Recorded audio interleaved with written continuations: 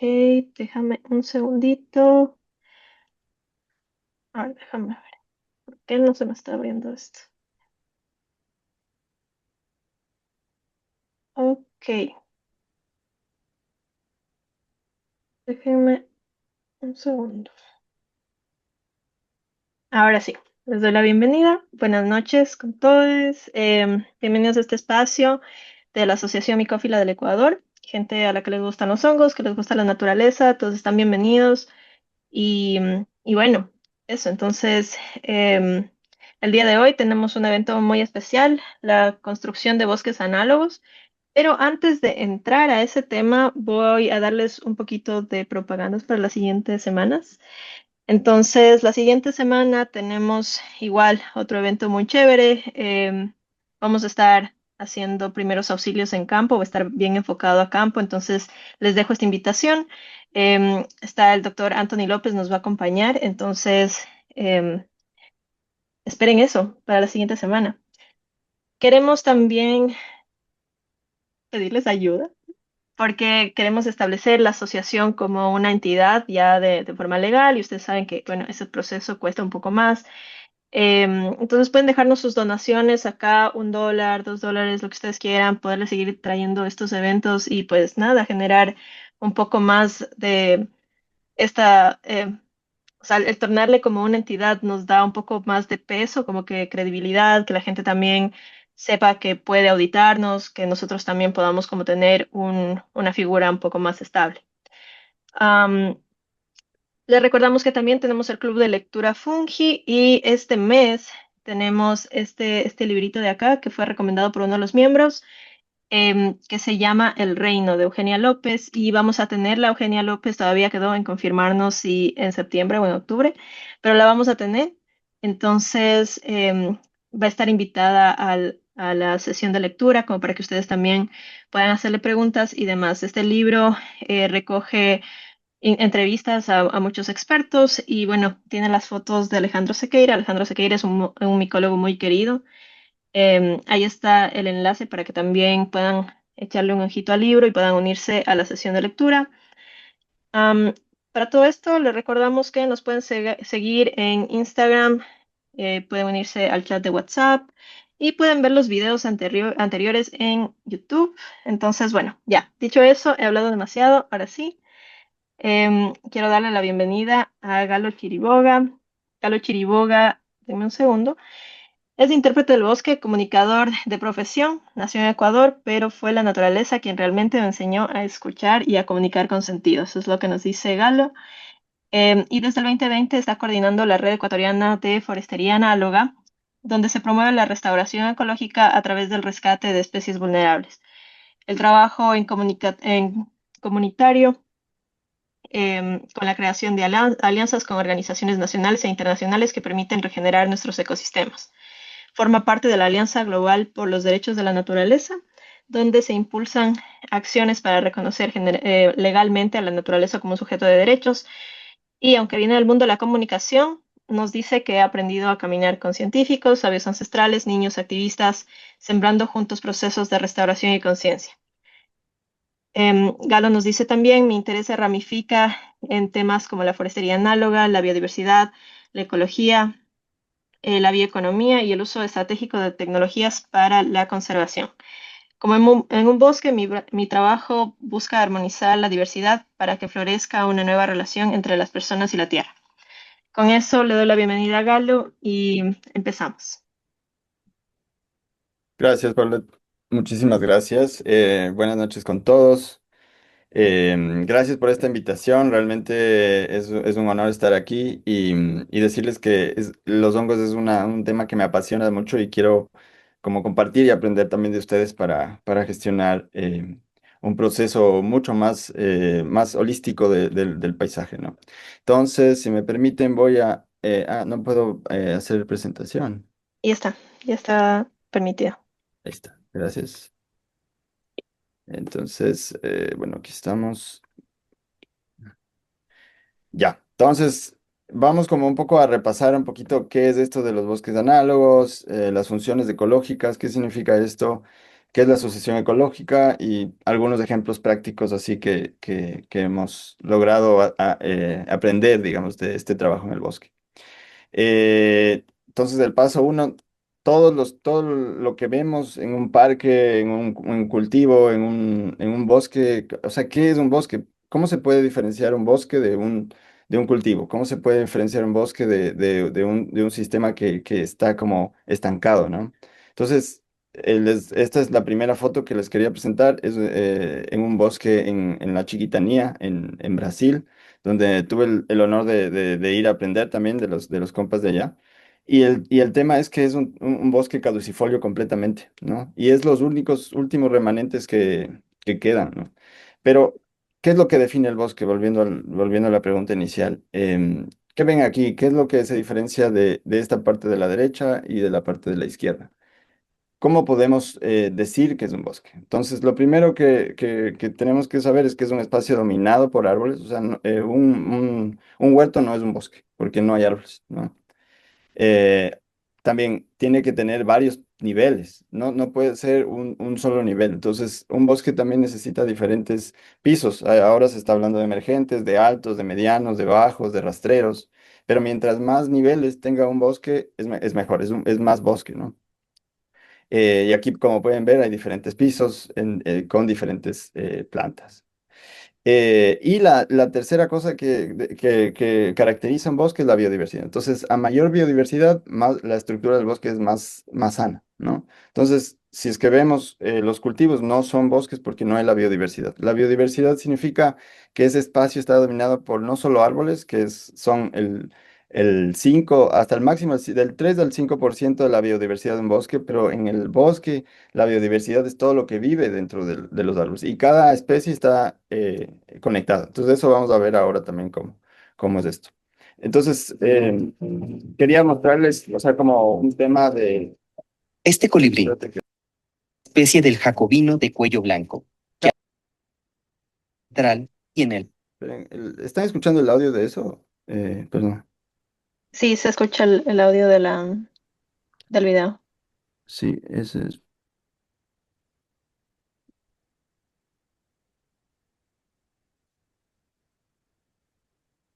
Ahí ya no se escucha el audio.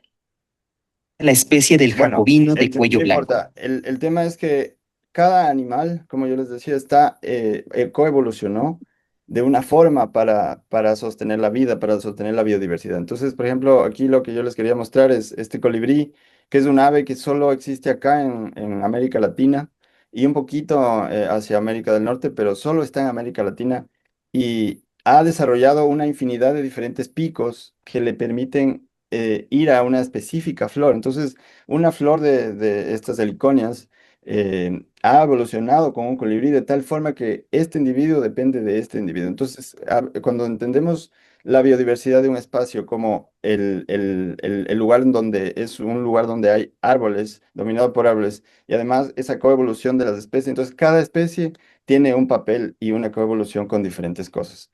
Entonces, si nosotros vemos los picos de los colibríes, podemos ver que hay diferentes orquídeas, bromelias, y si es que ese colibrí muere, también muere la bromelia. Y si muere la bromelia, muere el colibrí. Entonces, están totalmente relacionados. Entonces, si no hay biodiversidad, tampoco puede existir un bosque, ¿no? Entonces, cada especie está como específicamente relacionada con ciertas cosas. Hay especies que se adaptan mejor y hay otras especies que no se adaptan tan rápidamente. Entonces, tenemos que ver eso. Y ahora vamos a ver una... Entonces, para hacer un resumen de todo lo que hablamos, es un espacio dominado por árboles que tiene varios pisos, no solo un piso, que tiene una alta biodiversidad y que brinda servicios ecosistémicos, que es de todas estas relaciones que no vemos entre un hongo y un árbol, entre un sapo y un insecto, y así sucesivamente. Cada uno le da de comer al otro, ¿no? Entonces, en forestería análoga hablamos de que hay una diferencia entre los servicios ecosistémicos primarios y los servicios ecosistémicos secundarios. La primera es estas cosas que las plantas hacen sin hacer mucho esfuerzo, sin tener que realizar, por ejemplo, la fotosíntesis para producir alimentos, sino la fotosíntesis sin nada, digamos, utilizar mayor cosa, hace la captación de energía hace azúcares y por lo tanto proporciona oxígeno y además se evapora el agua que está condensada y retiene el CO2. Entonces, no es un proceso que necesita mucho, digamos, mucha producción de cosas, sino simplemente se da con las hojas de las plantas. Entonces, estos son los sistemas los servicios ecosistémicos primarios, que son los que tenemos que ver antes, ¿no? Y esos son los que proporcionan las plantas, ¿no? Entonces, todas estas cosas son las que proporcionan las plantas sin hacer ningún otra cosa, ¿no? Hábitat para especies, secuestro de carbono, núcleos de condensación de nubes, y después vienen los servicios ecosistémicos secundarios, que es cuando ya la planta hace algún proceso y hace un intercambio entre los nutrientes y entre la fotosíntesis. Y entonces, por ejemplo, las frutas, los recursos farmacéuticos, medicinales, las materias primas, los materiales de construcción, los combustibles no renovables. Entonces, tenemos que separar esos dos servicios ecosistémicos. Nosotros queremos hablar de los servicios ecosistémicos primarios. ¿Bien? Eso, para hacerle un resumen. Entonces aquí yo quería hablar de estas dos especies para que me entiendan. Por ejemplo, el guacamayo verde mayor es un árbol, digo, una especie de loro que está en crítico, en estado crítico. O sea, hay menos de 500, entre 500 y 1000 individuos en la naturaleza. Entonces están a punto de extinguirse. Y también vemos esta ave que tiene la misma distribución que es el tucán de cuello amarillo, que no tiene, o sea, está tranquilo, su nivel de población está entre los 5 millones de individuos, entre los 500.000 y 5 millones de individuos. Pero ¿cuál es la diferencia? ¿Qué es lo que pasa? Miren, aquí está el área de distribución. Tenemos casi las mismas áreas de distribución. ¿Por qué el uno está en peligro crítico y el otro no? Entonces, en la anidación en el guacamayo verde mayor es en un árbol específico, y este se llama Dipteryx olífera, que solo existe en un lugar en la Amazonía, bueno, entre la Amazonía boliviana, peruana y ecuatoriana, y brasileña un poco también, pero, eh, pero esta especie de árbol es el que más lo talan para madera. Entonces, ya no existe este árbol en algunos de los lugares y la lora entonces está bajando su población. En cuanto al tucán, en cambio, tiene una dieta mixta, ¿no? Donde principalmente son frutas, también pueden ser pequeñas lagartijas, huevos de otras aves, y además construye su nido en cualquier árbol, o sea, realmente no importa si está cerca del suelo o más arriba. Entonces, la diferencia de esto entre estas dos especies es de esta especie que coevolucionó con la otra especie. Y entonces eso hace que ya no tengamos esta ave que es tan hermosa, ¿no? Entonces, yo quería hablar sobre este tema de la riqueza y abundancia. Entonces, la riqueza es el número de especies en un espacio, ¿no es cierto? Y la abundancia es el total de individuos de una especie. Entonces, por ejemplo, y me gustaría tal vez hacer un pequeño ejercicio con todos aquí. Entonces, vamos a medir la riqueza y la abundancia de un espacio y vamos a ver si lo podemos solventar este ejercicio. Entonces, vamos a hacer entonces este ejercicio. Aquí tenemos los tipos de árboles, que no es muy importante, pero en el caso uno vamos a ver la abundancia y la riqueza por especie, ¿no? Entonces podemos decir que en el caso uno tenemos dominancia de una especie y como que la biodiversidad es de tres o de cuatro árboles, ¿no es cierto? Y en la otra tenemos cinco árboles y menos dominancia de las especies. Entonces, esto es lo que hemos causado los seres humanos. Hemos causado un desequilibrio. Entonces, lo que tenemos es bosques donde yo voy a cada finca y encuentro lo mismo. Árboles de limón, árboles de mandarina, árboles de mango y árboles y papayas y aguacates. Y cacao, obviamente, mucho cacao por todos lados. Entonces, estamos haciendo esto, estamos haciendo que haya una especie dominante, ¿no? Y entonces estamos volviendo cada vez hacia no tener un bosque, ya no tenemos bosques, ahora lo que son cultivos, ¿ya? Entonces, pero ¿qué podemos hacer, no? Entonces aquí yo les quiero traer que esto es creo que si es que ustedes son cualquier cosa, cualquier profesión, entender qué significa esto de la sucesión ecológica es algo súper importante para poder entender qué es lo que está pasando en el ecosistema, ¿no? Naturalmente, las plantas se caen, se mueren, o sea, pierden su ciclo de vida y se caen, ¿no es cierto? Entonces aquí vemos lo que es la sucesión ecológica, es lo que hace que un árbol grande vaya cortando algunos árboles más pequeños. Puede ser que un humano vino y podó ese árbol, o puede ser que naturalmente se cayó, pero se generó una destrucción o algo pasó, se creó un momento, ¿no es cierto? Donde después, espera, se me fue. Entonces, donde empiezan a crecer nuevas especies, y estas especies siempre suelen ser unas especies que les llamamos pioneras, y esas especies pioneras luego ya llegan a crecer bastante, y después se mueren, y hay como este intercambio de nutrientes entre las plantas, y se genera cada vez una biodiversidad mayor, y se va manteniendo siempre las especies con madera más dura, al final de cuentas. Y entonces se genera esto que es la sucesión ecológica. Entonces, eso es lo que es casi la forestería análoga, la agricultura sintrópica, es entender este proceso de paso de un monocultivo o de un lugar que se degradó de alguna forma o que se cayó un árbol hacia un bosque nativo o bosque biodiverso, lo que era el bosque, ¿no es cierto? Lo que es el bosque.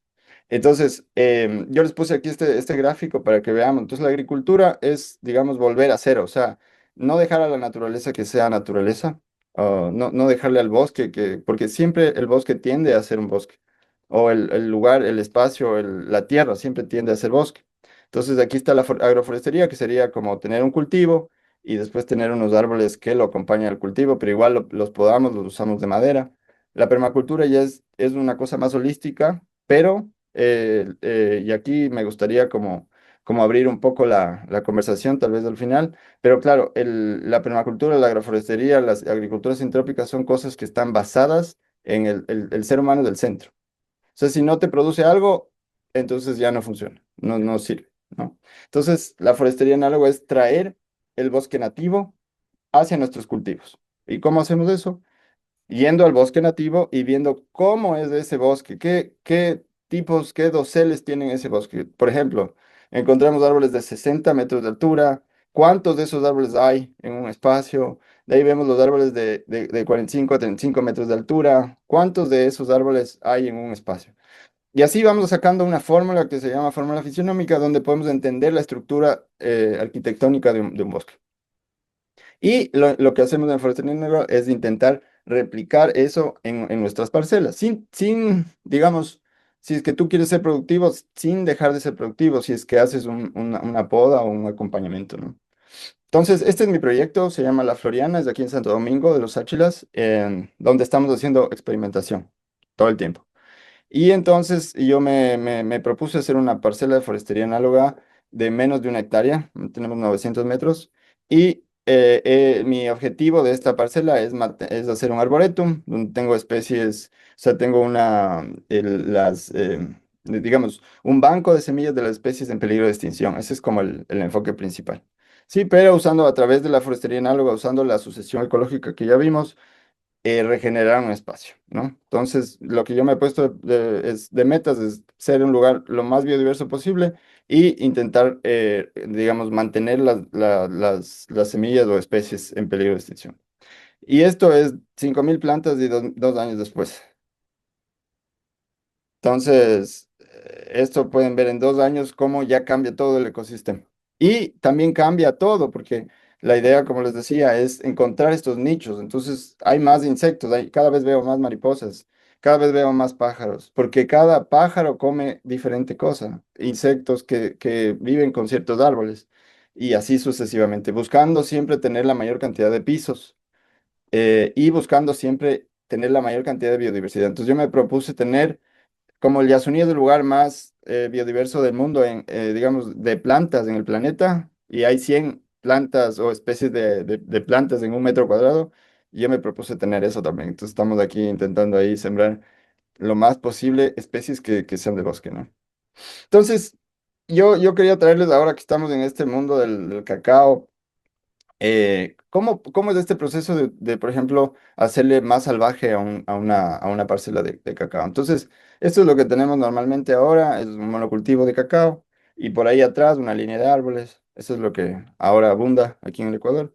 Y como ustedes pueden ver, aquí están sembrados 3 por 3, y pues hay producción. Pero ¿qué pasa? La tierra de este ecosistema de ley vas a necesitar traer cosas desde fuera y empezar a abonar. ¿Por qué? Porque el sistema no es un sistema que se regula entre sí, lo que sí hace el bosque. Entonces, esto es, digamos, como un estado de latencia, donde todas las plantas son del mismo tamaño, entonces sus raíces son del mismo tamaño y entonces están compitiendo todas por los mismos nutrientes.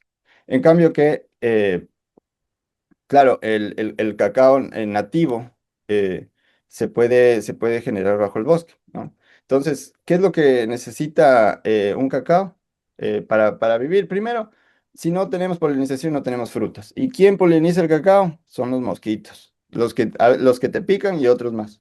Pero esos son los primeros, la polinización. Entonces, para que tú tengas polinización, necesitas tener por lo menos cerca del cultivo un lugar en donde los insectos puedan reproducirse, puedan vivir.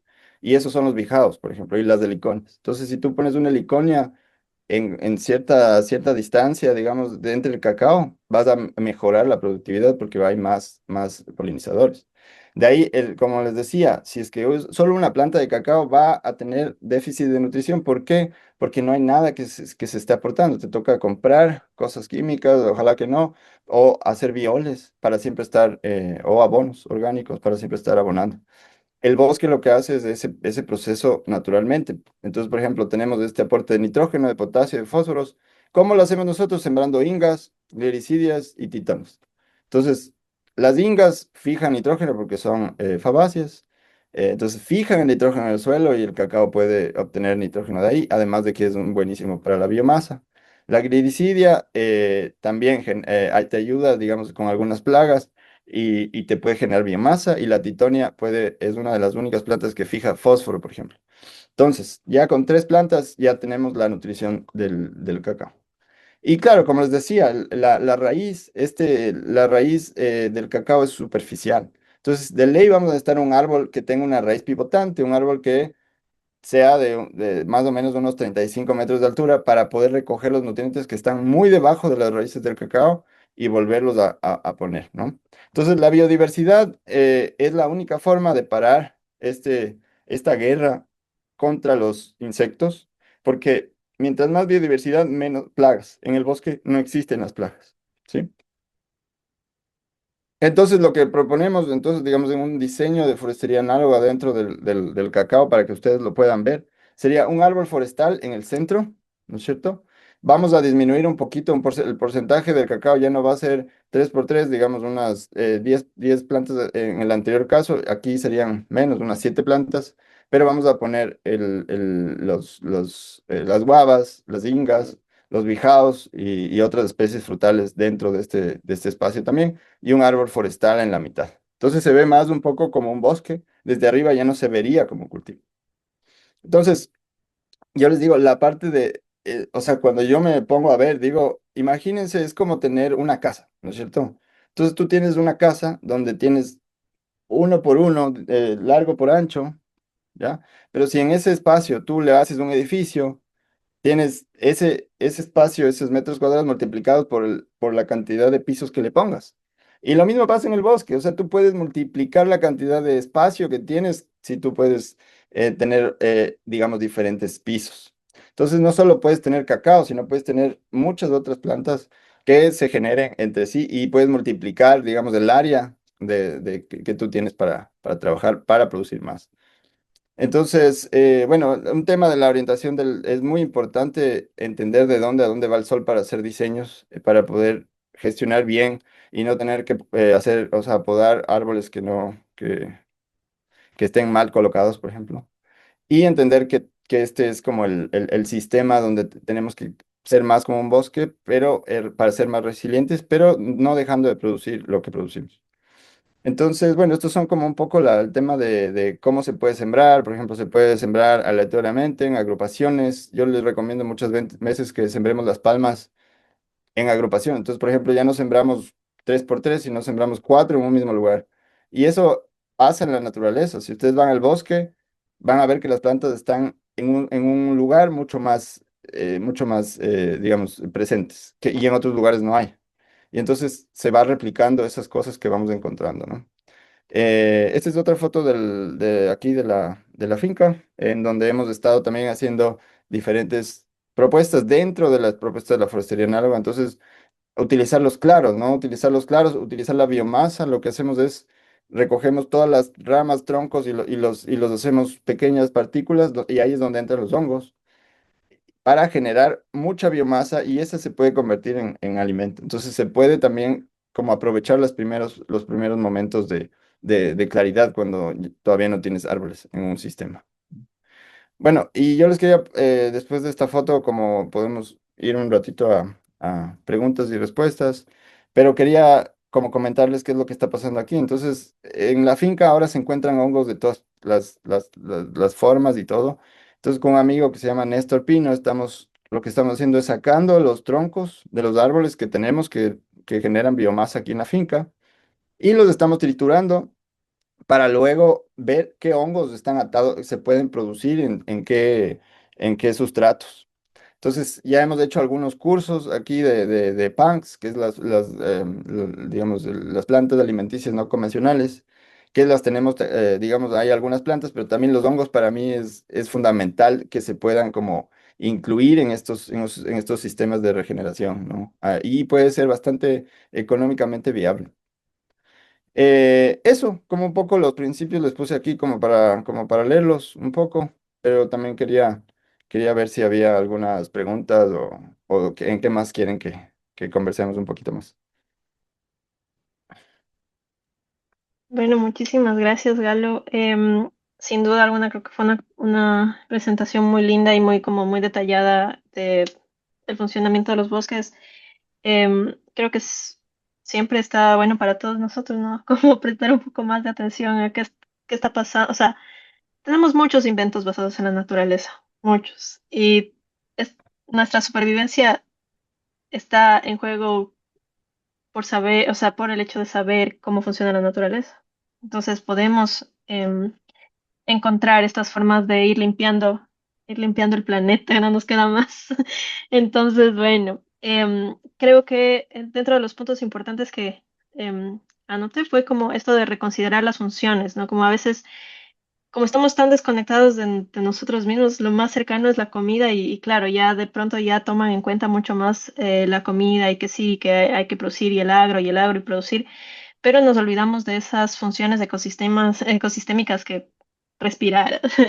No vamos a poder respirar si no hay biomasa y esto tan importante que es la diversidad, ¿no? Una vez más, demostrado, la diversidad no sostiene, la diversidad es la clave de todo, de todo, de todo. Entonces, bueno, con eso quiero abrir pasos a preguntas también. No sé si alguien tenga por ahí alguna pregunta. Felipe, cuéntanos. Hola, Sí, hola. Felipe. Ah, Sí, sí, ahí te sí. escuchamos. Hola, hola a todos. Buena charla, Galo. Me gustó muchísimo cómo explicaste todo. Yo tenía una pregunta relacionada a si se puede aplicar como este sistema de sucesión y sobre todo el de doseles de árboles a plantas, por ejemplo, en los bananos, en los plátanos, Ujú. porque generalmente son como que súper delicados o necesitan como del espacio abierto de mucho sol. Entonces, ¿cómo sería el diseño para introducirle implantaciones de banano? Y sobre todo, ya que el Ecuador es un país bananero, ¿cómo podríamos como tratar de hacer algo más ecológico dentro de estas plantaciones? Buenísima la pregunta, Felipe. A ver, el banano digamos, es increíble el banano porque gracias por traerlo a la mesa, porque es una planta que nos puede como demostrar qué es lo que pasó en nuestro ecosistema y cómo fue evolucionando esta especie, ¿no? Entonces, primero saber que todos los bananos son de la India. Todos, todas las mosáceas. Entonces, todas vinieron hace 10.000 años acá a Latinoamérica y nosotros hemos hecho una cantidad de subgéneros de esta especie. Y entonces tenemos una variedad enorme de bananos y bueno. Tu pregunta era cuánta luz necesita un banano, porque el banano tranquilamente puede vivir en sistemas agroforestales, siendo este digamos, el piso más alto de un ecosistema. Puedes intercalarlo con diferentes plantas, pero por ejemplo, en sistemas como forestería análoga y agricultura sintrópica se pueden ir intercalando los bananos entre sí. Y te cuento que es una producción muchísimo más saludable, no le llega el moco porque no existe las plagas dentro de estos sistemas. Lo que sí es importante es saber qué cantidad de bananos les dejas crecer, porque los bananos son bastante demandantes de, como tú dices, de sol. Entonces nosotros acá, donde entra un banano, donde entran dos bananos, entran dos, pero ya tres, ya digamos, el racimo del banano es más pequeño.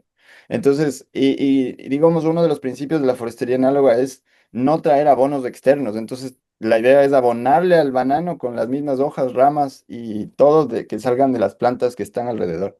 Y entonces me gustaría tal vez entonces sí volver a este, déjame, voy a presentar este slide.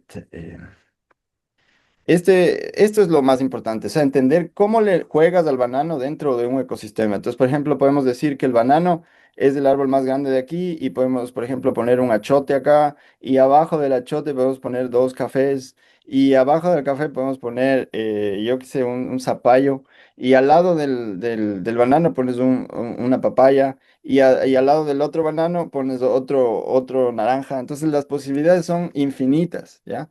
Pero cuando, como te digo, la cosa es los nutrientes que necesita cada planta y la cantidad de sol que necesita cada planta. Si tú le puedes lograr poner en un lugar en donde tenga la luz suficiente y pueda tener por ejemplo, un espacio eh, entre, por ejemplo, digamos que entre esto y digamos que este es el banano, ahí va a competir. Pero si tú le pones un árbol que es mucho más alto, y el banano queda acá abajo, ya la luz pasa. Entonces, entender que puedes ir intercalando los bananos entre árboles mucho más grandes y árboles más pequeños, pero la idea es que no hayan árboles que sean de la misma altura.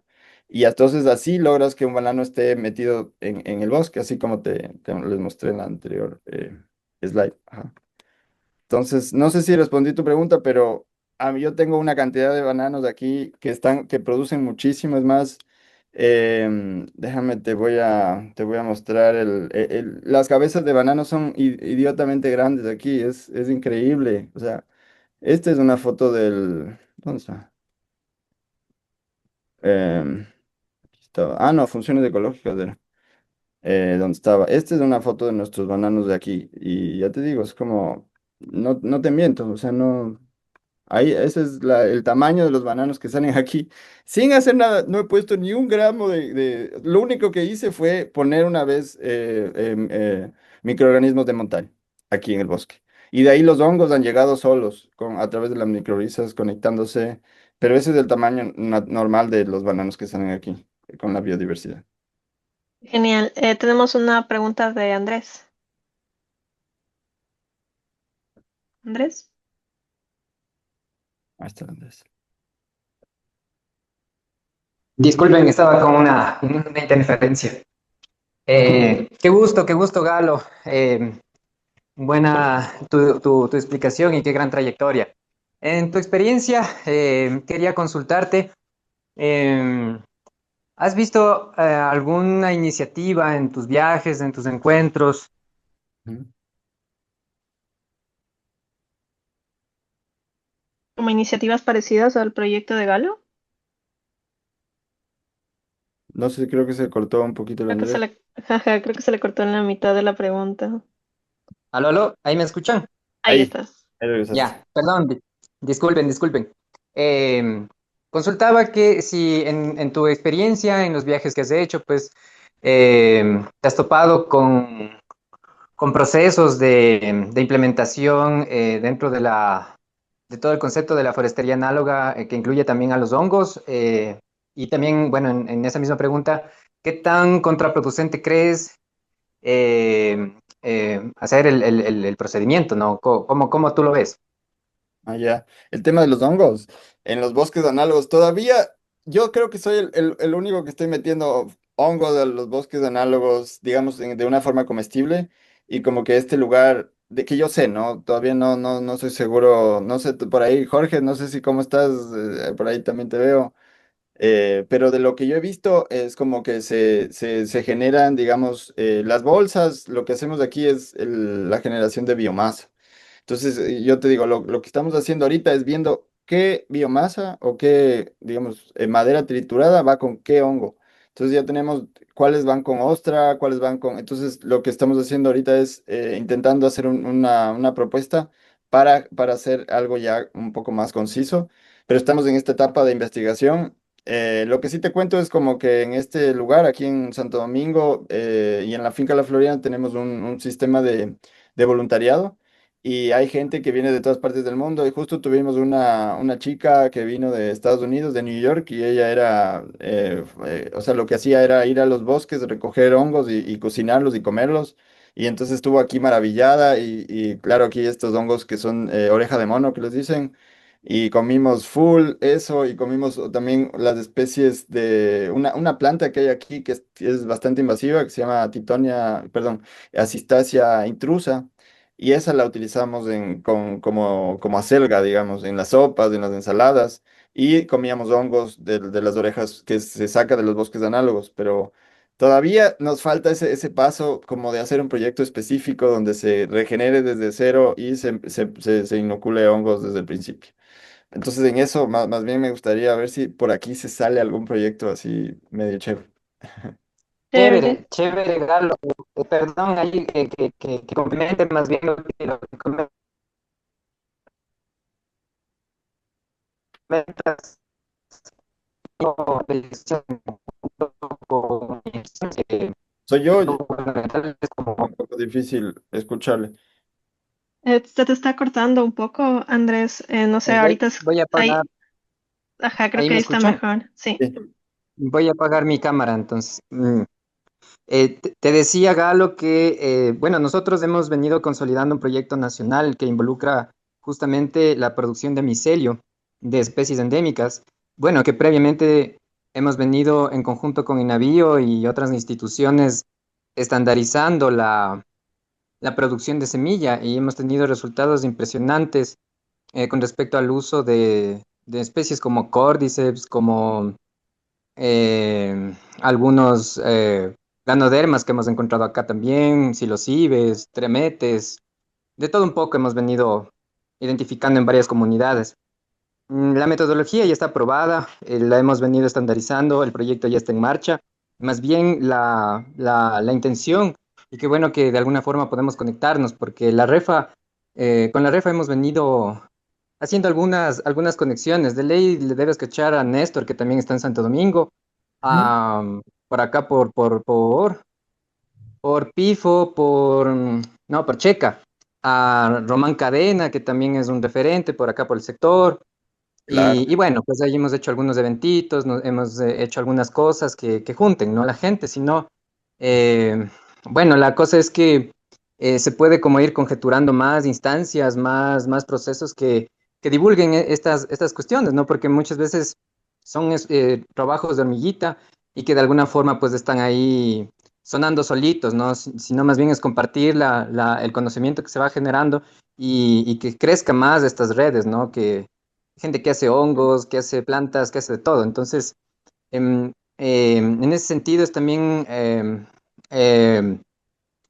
compartir de alguna forma también todos estos procesos e invitándoles a que sean parte también, ¿no? de las iniciativas y que haya el beneficio común para todos.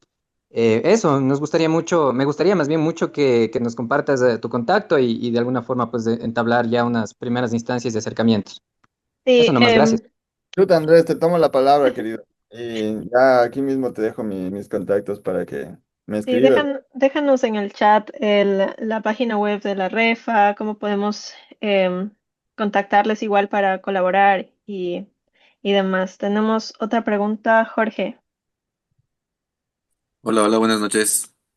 ¿Qué tal Galo? ¿Qué tal Paulette? Y todos asistentes, ¿cómo están? Qué gusto verles, saludarles. Bienvenido, bienvenido. Ujú. Qué bacán Jorgito estas iniciativas. es parte de los miembros. Hice esta figura como de miembros miembros consultores, entonces Jorgito es parte de los miembros consultores, es una persona que lleva bastante tiempo en el cultivo de hongos, entonces creo que también deje ahí los contactos de Reino Fungi en el chat, y igual Claro. para que se vayan uniendo, porque Andrés también tiene Rubrux y están como en estas iniciativas que, como dice Andrés, muchas veces están disipadas y más bien en lugar de ir nosotros también trabajando solo por nosotros o hacer un proyecto en concreto, también como que unir proyectos, ir complementándose y tener y volver a esta suerte del trueque. Y perdón, Jorgito, que te Sí, haya, me haya tomado este momentito, ajá, pero volver al trueque creo que es algo súper importante. No sé, es muy humano también, como esto de volver a estas funciones de compartir y también, no sé, que se hagan ferias, ese tipo de cosas, que ustedes vayan como que, no sé, con sus canastos a intercambiar productos. Porque a veces queremos también como sacar un producto estrella y que sea el mercado, cuando tenemos un montón de mercados que están vendiendo lo mismo y luego vamos a hacer que los hongos también caigan en lo mismo. Entonces, ir viendo estas distintas dinámicas que podemos ir tomando. Ahora sí, Jorgito, perdóname. chévere. Bueno, mencionar que sí, estamos ya con algunas personas, por ejemplo, con Andrés trabajando con anterioridad en algunos proyectos y es bonito cómo esta red se sigue tejiendo. Yo tenía una pregunta específica para Galo sobre los experimentos que está haciendo con madera. Entiendo que estás triturando la madera y con esto probando diferentes especies de hongos. Lo que quisiera saber es si estás utilizando, ¿qué método estás utilizando? ¿Estás poniendo directamente esta madera en el suelo con el hongo o algún método con funda o contenedor? Sí, a ver, Jorge, gracias por la pregunta y buenísimo. A ver, lo que yo he hecho, he hecho miles de cosas. Como te digo, una cosa es inocular hongos que están como, o sea, que las tengo en una funda, ¿no es cierto? Y me las regalaron, porque hay algunos que me regalan, digamos, la semilla de los hongos. Lo que yo he intentado es de todas las formas, he hecho huecos, he puesto así, de tapado, sin tapar, digamos, también he puesto un poco las esporas así en el campo, así directamente. He puesto en biomasa, con unas montañas de biomasa. Y todavía no me ha salido, digamos, así como, wow, así una cantidad de hongos. Sí han salido unos hongos por ahí, por allá. Pero ahora y volviendo con lo que dijo Andrés, sí, justo con Néstor es del que estamos, él sabe más como digamos, de sacar las semillas Ujú. y ahora lo que estamos haciendo es un sistema con bambú que nos funcionó, donde en el bambú, dentro del bambú le estoqueamos la biomasa, digamos, de diferentes y le hacemos huecos, pero o sea, tapados, ¿no? Cuando Excelente. ya sabemos, abrimos y ahí ya nos salieron las primeras cosechas que tenemos acá. ¿Y Entonces, el pero, bambú, perdón ajá. que te interrumpa, el bambú lo esterilizan o lo tratan de alguna forma? Claro, claro, con agua caliente nada más. O sea, ahorita es Ya, así, de limpio. Ujú. todo súper, Excelente. así Qué no genial. lo sé hacer, Ujú. pero es lo que yo quiero intentar hasta que me salga para poder como Ya le entregar funciona. a la gente que empieza a hacer reforestación y ojalá las semillas de los hongos se queden ahí y se puedan reproducir. Pero lo otro es los hongos que ya están aquí, que son Ujú. comestibles.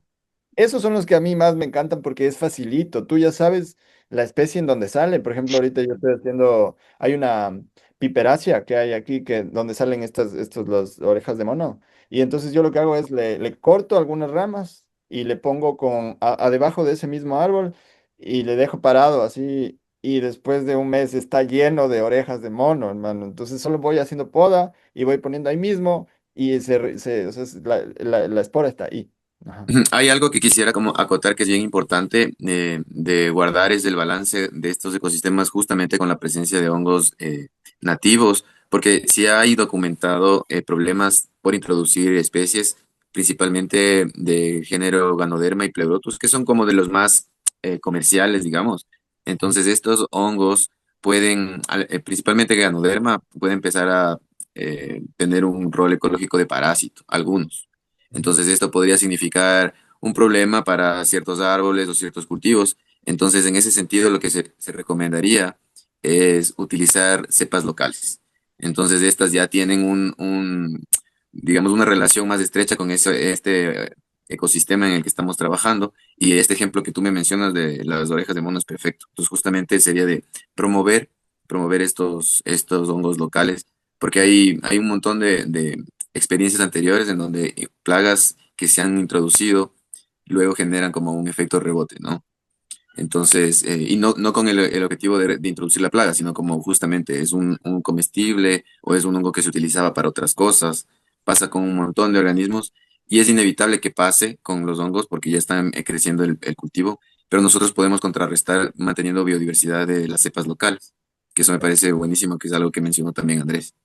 Entonces, por ese lado me parece excelente y quiero mencionarles que acá en Quito, Urcuhuayco está trabajando también bastante con el tema de enmiendas ecológicas, ¿cómo le dicen? Enmiendas, pero del para el suelo, ¿Ya? usando Sí. hongos o enmiendas orgánicas. Entonces, lo que hemos notado es que hay ciertos hongos que nacen espontáneamente y entonces está trabajando con los subproductos de Novopan.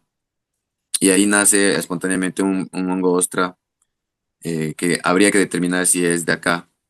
Pero en todo caso, estas prácticas también están pasando acá en Quito y en Checa también se me pasa el nombre de la finca, que son dos fincas con las que he podido trabajar de cerca y he visto el proceso en que están sembrando en hongos y haciendo enmiendas orgánicas con hongos también. Y sería chévere también tomarlos en cuenta para juntarnos todos. Yo creo que Bueno, si podríamos hacer algo, perdón, perdón, Galo, pero ahorita antes de que se me vaya esto, ahorita que mencionas esto de las enmiendas de los suelos, yo creo que es importante también tomar en cuenta, aparte de que obtengamos los hongos son muy buenos acumulando, ¿ya? Son muy buenos acumulando metales, movilizando metales. Entonces son como, ayudan a movilizar los metales porque producen ácidos. De pronto combinarles, por ejemplo, con compost, también nos puede ayudar a ir movilizando estos metales e ir limpiando sitios. Y lo que yo recomendaría si ustedes están haciendo compost con hongos es de pronto analizar metales. En caso de que ustedes, por ejemplo, vayan a cosechar de ahí mismo de la huerta, porque nunca sabemos si nuestros suelos Ujú. que han pasado por tanta contaminación por petróleo, por ejemplo, ir viendo si hay metales pesados ahí. Los hongos ayudan muchísimo a romper estos hidrocarburos que son tan grandes, pero sí hay que tomar en cuenta esas cosas. O sea, al momento en que nosotros tenemos un ecosistema más diverso, también hacemos que estos metales o que sí, que estos metales o que sustancias que sean un poco más recalcitrantes vayan moviéndose y se dispersen en el suelo. Entonces ya no están tan concentrados en un solo sitio. Em, entonces eso, nuevamente, la diversidad es todo. sí. Ajá. O sea, hay que ser buenos padres en el sentido de que si tú haces, o sea, inoculas un tipo de hongo, pues entender, o sea, ir viendo qué está pasando en ese ecosistema, ¿no es cierto? Porque tal vez puede ser algo que perjudica, ¿no? Entonces, ahí está el de tomar acción y hacer experimentación en lugares en donde tenemos nosotros un... Y como tú dices, Paulette, o sea, para mí... El tema de la biodiversidad es importantísimo. Aquí no hemos inoculado muchos hongos de otros lugares. Sí, del bosque primario que yo les decía que saqué microorganismos de montaña de un árbol de Guayacán negro de 1500 años que había, no sé, que tenían o sea, saqué tierra de ahí y la puse aquí. Es lo único que yo hice y estoy respetando, digamos, la cantidad de hongos que hay aquí de sus formas y no es que me quedo yo con toda la biomasa, sino que puta, la cantidad de podas que estamos haciendo ahora en la finca es muy grande, entonces queremos ver qué usos podemos Ujú, poner. Pero sí, como tú dices, hay que hacerlo bien, hay que hacerlo con un sistema para que, pues, para poder ver qué está pasando, ¿no? Y aprovechar los hongos nativos, o sea, lo mejor sería, tal vez, Jorge, o sea, como en estos momentos, ir a capacitar a la gente porque los hongos son otro reino, hermano, y yo, o sea, yo puedo saber de plantas un poco, lo que tú sabes de hongos, entonces si nos complementamos, ese es el poder que tenemos, ¿no? De complementarnos Cierto. y de entender cuáles son los hongos que aquí se dan naturalmente y que lo podemos comer. Ujú. Y obviamente lo que dijo Paulette también es súper importante, es hacer pruebas, porque si los metales pesados están ahí en los hongos, entonces, ¿qué es lo que estás comiendo? Es sumamente importante. siempre Eh, en medida de lo que se pueda también, ¿no? Porque no hay que asustar tampoco a la gente de gana, la dosis hace al veneno muchas veces, o sea, y ya en nuestra vida, a lo largo de nuestra vida nos hemos expuesto a un montón de cosas, entonces tratar de balancear esto de cuánto me expongo, pero cuánto me limpio también. Entonces creo que ya lo hemos hablado en sesiones anteriores sobre fermentos y demás, como que cómo aumento la diversidad dentro de mí también, como para que haya un balance. Vamos con una última pregunta y vamos cerrando. Andrés, cuéntanos. Sí, nada más como acotando a lo que se está un poco ahí dialogando. No sé si sabían que en la Constitución está contemplado, eso es justamente a la brecha a la que estamos ahora más bien enfrentándonos, más allá de la parte técnica, más allá de la parte científica, que bueno, obviamente como estamos, nosotros vivimos a diario con eso, ¿no? Los avances, las pruebas, las investigaciones, dejamos de lado muchas veces este lado tan importante que es la cuestión legal, ¿no? Y en la Constitución, como les comento, nos dimos contra la pared porque actualmente contempla que el 50% de la producción con cualquier tipo de biodiversidad endémica dice que el 50% está contemplado para el Estado y el 50% para los emprendedores o las empresas que hagan. Realmente esto, justamente la anterior semana estaba en una reunión en Inavío donde decían que la mayoría de empresas grandes que prácticamente están exportando y decían un ejemplo que, por ejemplo, la tagua, decían el marfil como vegetal, varias empresas súper grandes que hace años ya exportan decían que prácticamente esa ley se las están pasando por el fundillo, disculpen la expresión, y que ahora es como que se intenta eso regular, la mayoría de empresas grandes pues no hacen caso.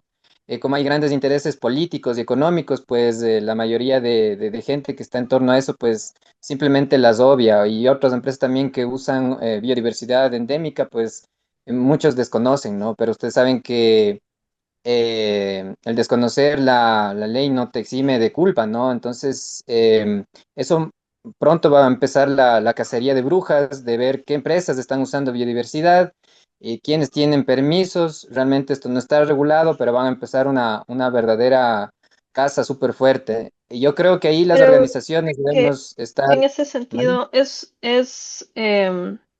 regularles como a quienes estén lucrando de la biodiversidad de Ecuador, o es como, no sé, en el caso, por ejemplo, de Galo, que está haciendo reforestación y que tiene de pronto un banano, una manzana, un capulí, no está como que comercializando, qué sé yo, quizás haga, no sé, para sus semanas, sí, para sobrevivir. ¿Eso también está regulado?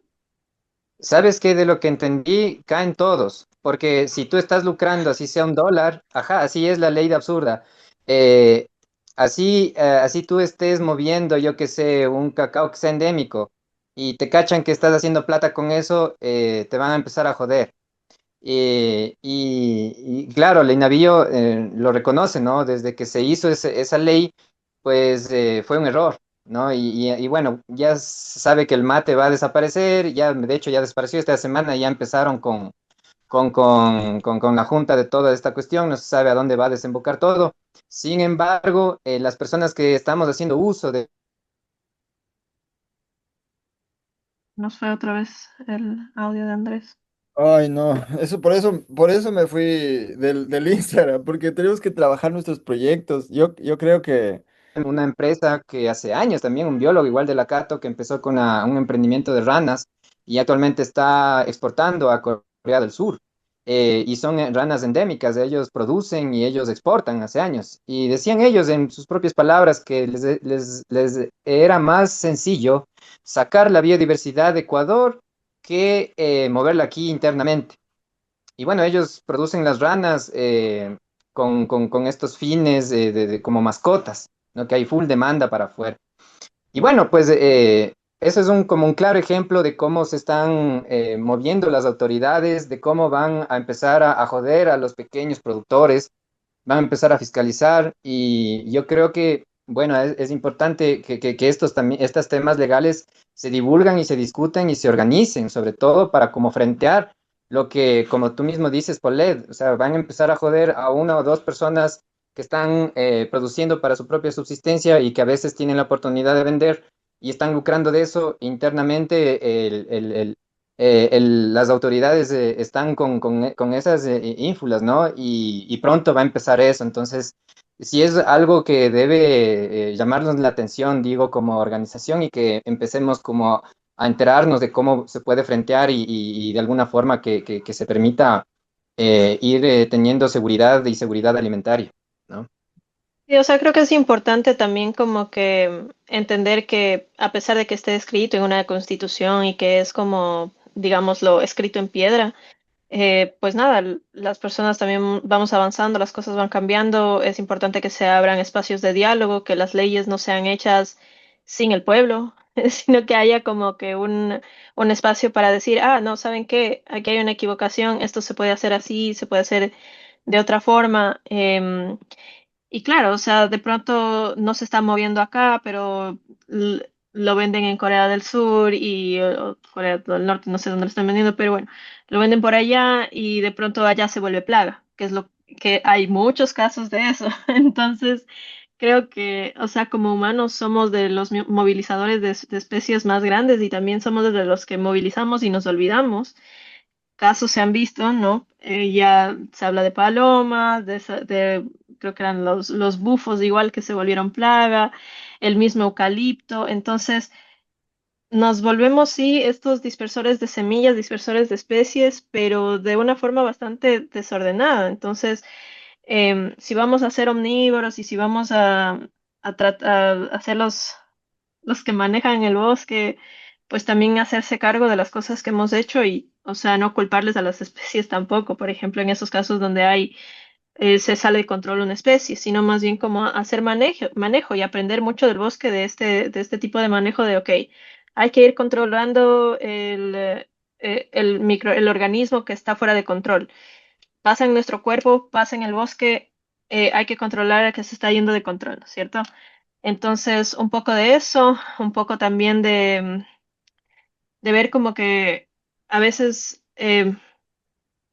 ambicionamos también como a lucrar de cosas, em, que sí, todos tenemos que sobrevivir y tales, pero también, o sea, ir viendo que estamos replicando, que no está tan bien, no sé, igual hacia adentro, que el hecho de que estás comercializando, reproduciendo especies de Ecuador, en Ecuador, es un poco absurdo, que es como decir que hay en el mercado ya no tiene que haber, no sé, maracuyá.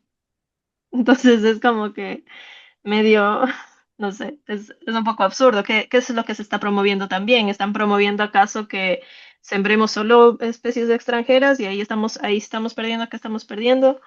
Entonces perdemos la diversidad de acá porque no va a haber un incentivo. O sea, si ustedes no pueden ir al mercado no sé, vender sus papitas diversas de las diferentes especies que se han ido seleccionando aquí mismo en el país y que se han vuelto endémicas. No sé, también como eso con la ciencia, con la determinación de qué especie es endémica, cómo ha migrado, también es como que, no sé, a veces queremos que sea una cosa que no es o ya no es. Entonces, no sé, como que si vamos a controlar a los que han migrado, volvamos a todos al océano, llevemos a todos al océano porque aquí todos migraron, todas las especies se El tema, movieron. el tema es, o sea, como se vuelve un tema como político y ahorita es el momento donde tenemos que resistir estos proyectos que estamos haciendo como restauración, que estamos aprendiendo de los bosques, de los árboles y como replicar estos conocimientos y como que conectarnos más como micelios. Este es el momento en donde tenemos que resistir y sí, o sea... Sí, como dice la Paulette, o sea, como hay que hacerlo localmente, hay que hacerlo en trueques, hay que hacerlo con procesos lentos y todo va a ir marchándose allá, pero sí como tomar decisiones nosotros en cada día, o sea, las cosas que hacemos, ¿no? Las decisiones que tomamos sobre qué presidente va a ser el próximo, como qué cosa vas a comer mañana, o sea, esas son las cosas que tenemos que nosotros como ir preocupándonos y poder dejar este planeta mejor de lo que nos tocó. Y sí, o sea, ahorita estamos en un momento, por eso mismo yo dejé las redes sociales hace 2 semanas dejé las redes sociales porque dije, ¿cómo puede ser que estas tener malas noticias todos los días esté afectando tanto mi vida. Prefiero estar en el bosque, o sea, producir, enseñar, compartir en estos espacios y como ver el lado positivo, porque si no nos metemos en un lío ahí o sea, no sé, siento yo que se vuelve algo así como que te están siguiendo, como, y no, en verdad No, lo que ya, tenemos que al hacer es, hoyo de una vez, ajá, vivir porque lo que nos toca en el presente y conectarnos más y compartir los conocimientos y claro, no hacer una especie que se vuelva invasiva, ¿no? Y ver cuál es la mejor forma para mantener el equilibrio entre la biodiversidad. Entonces yo creo que... sí, o sea, la diversidad en todas sus formas, igual. O sea, creo que esto que mencionabas de que los bosques que tienen diferentes especies, pues no tienen una plaga, no tienen esta, no sufren de plagas. Entonces, tenemos que tomar en cuenta eso para todo. Y bueno, ahí volvemos un poco a lo que decíamos al inicio. Y eso, creo que ya se nos acabó el tiempo. Fue una conversación muy chévere, Galo. Gracias por compartirnos. Y bueno, les esperamos la siguiente semana con el taller de primeros auxilios. Es importante que todos sepamos primeros auxilios. Yo también voy a aprender porque no sé. Terrible, terrible. Entonces, desde la red esperamos seguirles trayendo este tipo de eventos y que ustedes también vengan, sientan que este es su espacio y que pueden compartir sus ideas también y pues nada, ir creciendo, ir haciendo las cosas. Y sí, nuestro cerebro de mono no está acostumbrado, no está hecho para recibir información sobre todos los depredadores que pueden existir en el mundo. Está hecho para saber qué predadores puede haber en tu mundito chiquito. Entonces, nada, cuidar un poquito del mundo que está a nuestro alcance y pensar en que esas acciones también tienen una repercusión en el otro lado del mundo y nada.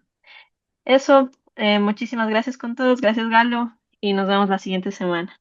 Digamos, Chao, chao, gracias. Gracias. Chao, chao, gracias.